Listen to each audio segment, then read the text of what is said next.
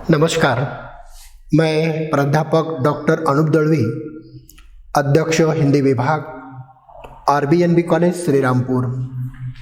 आज हम एमए कक्षा की यशपाल जी के द्वारा लिखित दुख इस कहानी का अध्ययन करेंगे।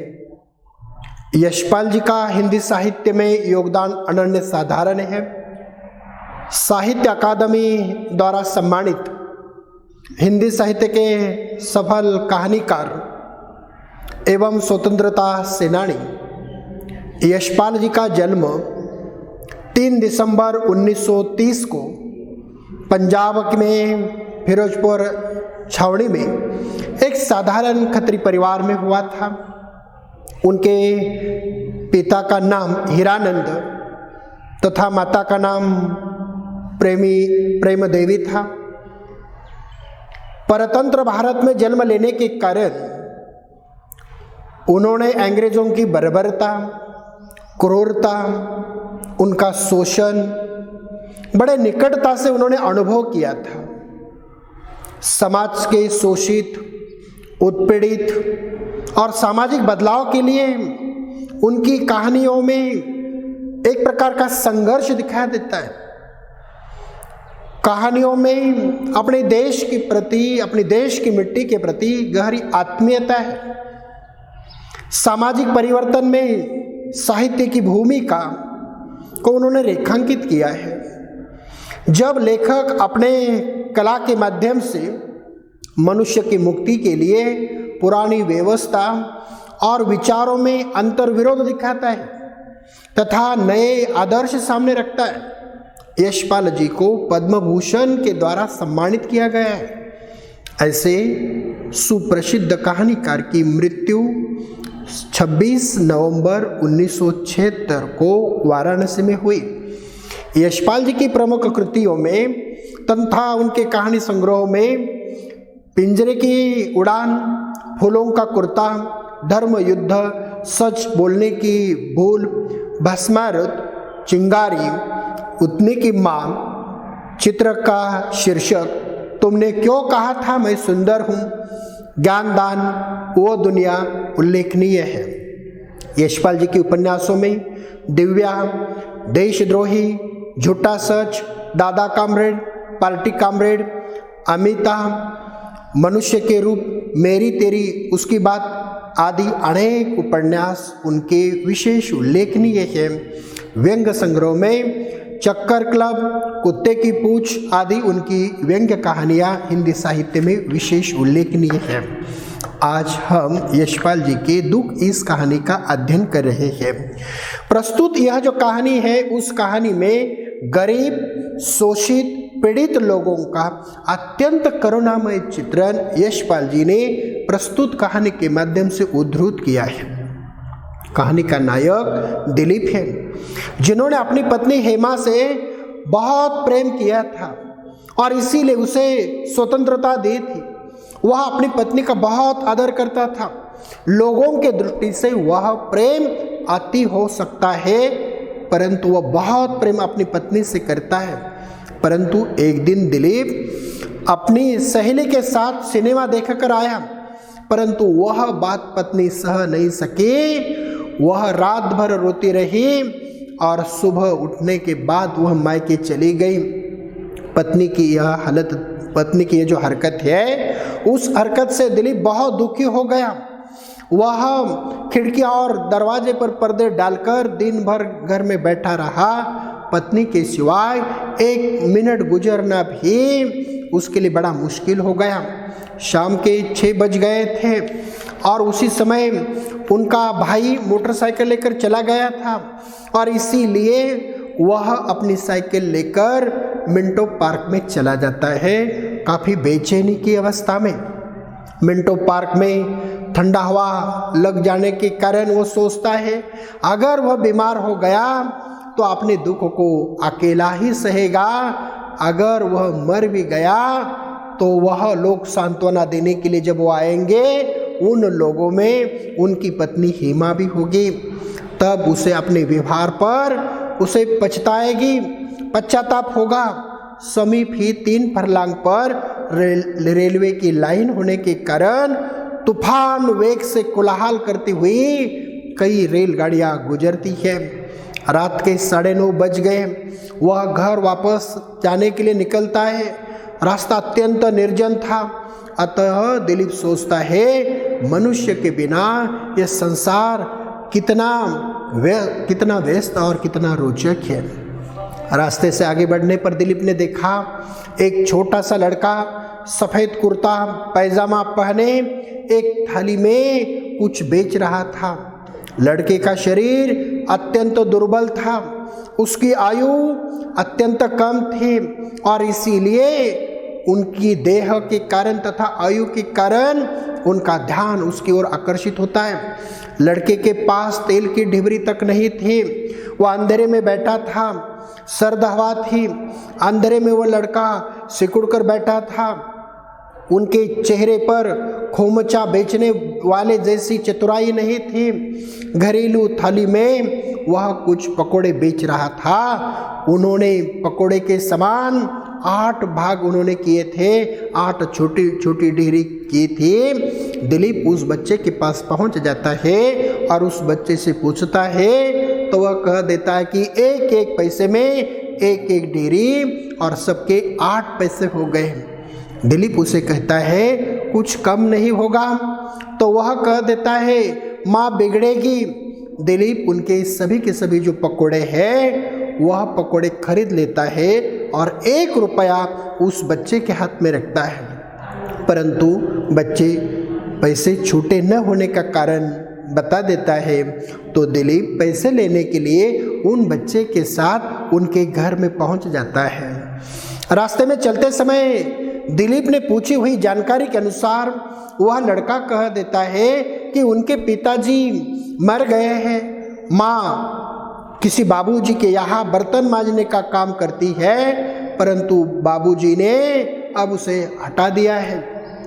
माँ उससे बर्तन मांजने के 2.5 रुपये महीने में लेती थी, परंतु जगतू की जो माँ है वह माँ 2 रुपयों में वह काम करने के लिए तैयार हो गई और इसीलिए बाबूजी ने उसे उस काम से हटा दिया। जगतू की माँ पहले स्कूल की लड़कियों को बुलाकर लाने का काम करती थी, परंतु स्कूल वालों ने अब मोटार खरीद ली है, मोटार ली है और उन्होंने मोटार लेने के कारण जगतू की माँ को उन्होंने नौकरी से निकाल दिया है। अर्थात यह गरीब लोग रोजी रोटी के लिए किस तरह से तरसते हैं, अपनी रोजी रोटी के लिए उन लोगों को कैसा संघर्ष करना पड़ता है, उसका यथार्थ चित्रण यशपाल जी ने प्रस्तुत रचना में किया है। लड़का छूटे पैसे लेने के लिए दिलीप को अपने घर पर लेकर जाता है। दिलीप बाहर ही खड़ा रहता है। दिलीप ने देखा कि आदमी की कद की ऊंचाई की उनकी छोटी सी कोठरी थी, उसमें तेल की छोटी डिबरी की फैली हुई जो प्रकाश है वो अत्यंत धीमी प्रकाश आती है। एक छोटी सी चारपाई है और उसमें अत्यंत क्षीणकाय, अत्यंत दुर्बल उम्र की एक स्त्री धोती लपेटे हुई वहाँ बैठे थे। लड़के को अंदर आते ही वो उसे सवाल करती है, सौदा बिक गया बेटा? प्रतिक्रिया स्वरूप यह छोटा सा बेटा उन्हें कह देता है, माँ बिक गया, साइकिल वाले बाबू ने सब ले लिया, उनके पास पैसे छूटे नहीं थे, बाबू गली में खड़ा है। माँ अपने बेटे को कहती है, बेटा रुपए बाबूजी को लौटा कर आ और उनके घर का पता पूछ कर आ, कल पैसे ले लेना। परंतु दिलीप ऊंची आवाज में जैसी माँ सुन सके वो जोर से कहता है, रुपए रहने दीजिए, कोई परवाह नहीं है, फिर आ जाएगा। लड़के की माँ उसे रुपए लेने के लिए आग्रह करती है। उन्होंने उसे कहा, पैसे रहने दीजिए, मेरी ओर से बच्चों को मिठाई खाने के लिए यह पैसे रख लीजिए। वह स्त्री नहीं नहीं करती रही और उसके नहीं नहीं करने के बावजूद दिलीप अंधेरे में पीछे हट गया। लड़का अपने कमाई से बहुत पुलकित हो जाता है। माँ के द्वारा अंगूठे में लिपटी हुई रोटियां निकालकर उसे खाने के लिए देती है। बेटा रूठ जाता है। वो अपनी माँ को कहता है, माँ रूखी रोटी, रोज रोज रूखी रोटी माँ समझाती है, बेटा रोटी में नमक डाला हुआ है।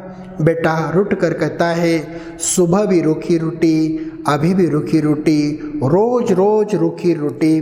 वह रोने वाला ही था, लेकिन माँ ने उसे अपने गोद में खींच लिया। माँ होती है, उनकी ममता के कारण वह उस बेटे को समझाने का प्रयास करती है, खींचकर अपने बालक को समझाती है, मेरा राजा बेटा, सुबह जरूर दाल खिलाऊंगी।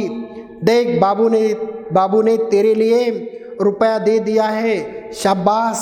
समझाने का प्रयास करती है, सुबह मैं तुम्हें सौदा बना दूंगी, फिर तू रोज रोज दाल खाना। माँ की बातों से बेटा रिझ गया। उन्होंने अपनी माँ की बात मान ली और वह रिझ कर कहता है, माँ तूने रोटी खा ली? तो माँ कह देती, नहीं बेटा मुझे भूख नहीं है, तू खा ले। परंतु उसी समय यह बेटा अपनी माँ को अपनी रोटियों से एक रोटी निकालकर खाने के लिए कहता है। तो माँ कह देती है, बेटा मैंने सुबह देरी से खाई है, अब मुझे भूख नहीं है, तू खा ले। अर्थात अपने बेटे ने खाने के कारण माँ का पेट भर जाता है। वह अपने बेटे को कहती है, ना बेटे मैंने सुबह देरी से खा ली है, आप खाइए। अर्थात अपने बेटे को खिलाने के लिए वह आग्रह करती है।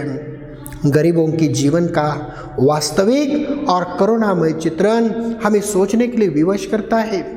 दिलीप अधिक समय तक वहाँ रुकना और रुककर वह दृश्य देखना उसके लिए असंभव हो गया। बहुत वेदनाएं हो गई। उस गरीबों का वह करुण दृश्य देखकर अपने आंसुओं को उन्होंने रोका और आंसुओं को रोक कर वो पीछे हट गया। घर जाने पर नौकर ने खाना तैयार होने की सूचना उसे दी, परंतु उन्होंने कहा, मुझे भूख नहीं है। भूख नहीं है यह कहते समय वह जो माँ भूख नहीं है जैसे कहती है, उसकी याद उसे आती है।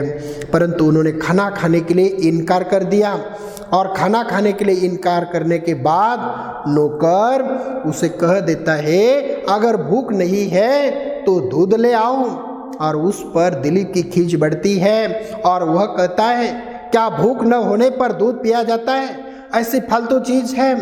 दिलीप के सामने उसका जो मकान था, उस बच्चे का, उसमें उसकी जो माँ थी, उसका दृश्य हट जाने के लिए तैयार नहीं था। और ऐसे अवस्था में उनके भाई ने एक पत्र उनके हाथ में रखा और कह दिया, भाभी का यह पत्र आया है। वह लिफाफा दिलीप ने खोला और खोलते समय वह पढ़ने के लिए उन्होंने शुरुआत की। उनकी पहली पंक्ति थी, मैं इस दुनिया में दुख पाने के लिए ही पैदा हुई हूँ। दिलीप ने आगे का पत्र पढ़ने का कष्ट नहीं लिया। उन्होंने वह पत्र फाड़ दिया, फाड़ कर फेंक दिया और सोचने लगा, काश तू जानती दुख क्या होता, दुख तुझे क्या पता होता। संक्षेप में कहा जा सकता है कि कुछ लोगों के जीवन में इतना सुख होता है, इतना सुख होता है कि वह सुख में ही दुख मानने लगते हैं। कई लोगों के जीवन में इतने दुख होते हैं, इतने दुख होते हैं कि उस दुख में ही सुख की कोई आशा की किरण वो खोजने लगते हैं, तलाश करने लगते हैं। मनुष्य के जीवन में आने वाली विपरीत परिस्थितियाँ मनुष्य को सब कुछ सिखा देती है, सच्चे जीवन से परिचित करती है। अर्थात यशपाल जी ने दुख इस कहानी के द्वारा समाज का जो दुख दर्द है, पीड़ा है, करुणा है, उसे यथार्थवानी देने का प्रयास दुख इस कहानी के माध्यम से किया है। समाज में दो वर्ग है कि एक के हिस्से में इतना सुख और इतना सुख है कि उसे सुख क्या है इसका पता ही नहीं चलता, और कई लोगों के जीवन में इतना दुख है, इतना दुख है, उस दुख में ही वो सुख की तलाश करने लगते हैं। अर्थात दुख इस कहानी में लेखक ने समाज में की जो करुण अवस्था है, गरीबों की जो हीन अवस्था है, उसका चित्रण करने का यथार्थ एवं स्तुत्य प्रयास किया है। धन्यवाद।